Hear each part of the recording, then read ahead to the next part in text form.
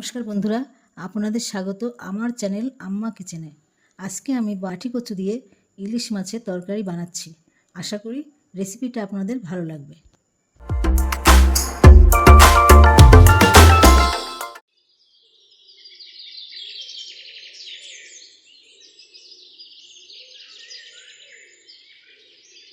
মাছটাকে ভেজে নেব, তাই লবণ হলুদ,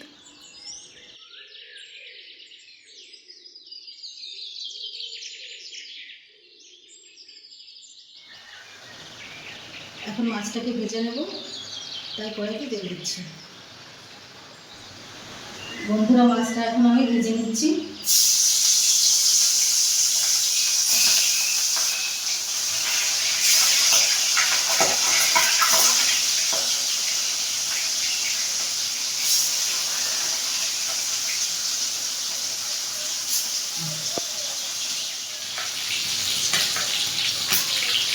বন্ধুরা, মাছগুলো ভেজে নিয়েছি, এখন তুলে নেব।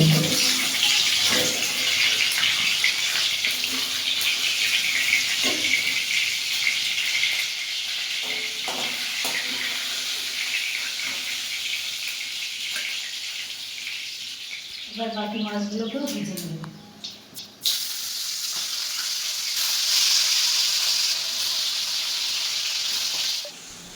বন্ধুরা, ইলিশ মাছের ঝোলের মশলার জন্য নিয়েছি টমেটো, আদা, কাঁচা লঙ্কা, জিরে গুঁড়া আর মাছের ঝোলের মশলা।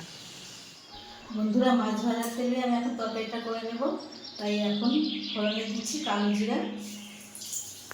বন্ধুরা, আমি এখন এক এক করে সমস্ত মশলাগুলো দিয়ে দেবো। আদাটা প্রথমে একটু ভেজে নেব, তারপরে বাকি মশলাগুলো দিয়ে দেবো।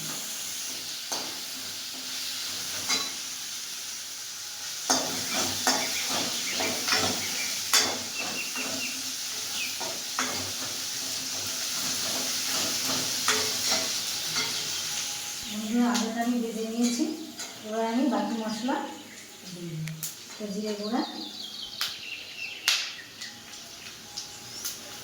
এটা মাছের ঝোলের মশলা,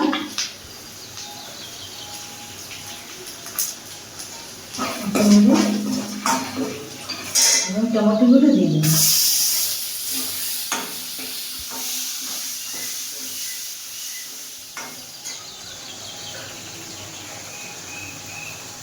আমি স্বাদ মতো লবণ দেবো,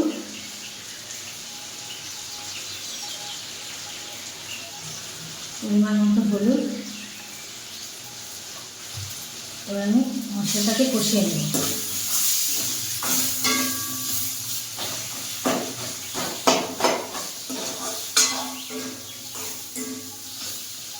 আমি প্রথমে লঙ্কা দিতে ভুলে গেছিলাম, এখন আমি কটা শুকনো লঙ্কা দিয়ে দিচ্ছি, কালো লঙ্কা দিয়ে এবার আমি বাটি কচুগুলো দিয়ে কষিয়ে নেব।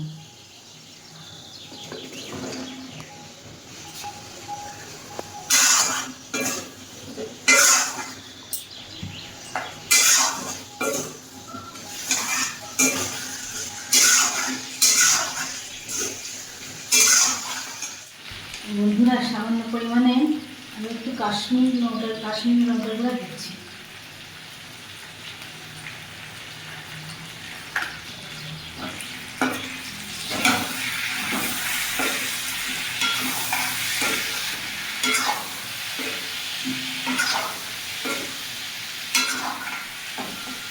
পরিমাণ মতো ঝোল দিয়ে দেবো।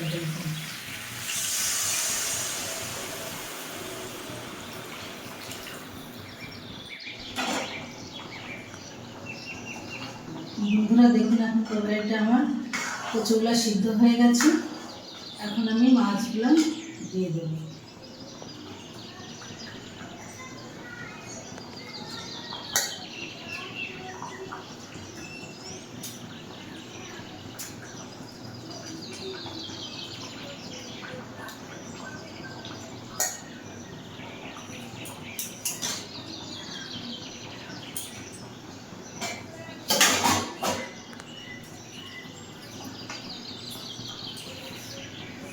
বন্ধুরা, প্রথমে যদি আমি কাঁচা লঙ্কাগুলো দিতাম, খুব বেশি ঝাল হয়েছে তো, তাই এখন আমি কাঁচা লঙ্কাগুলো তরকারিতে দিয়ে দেবো।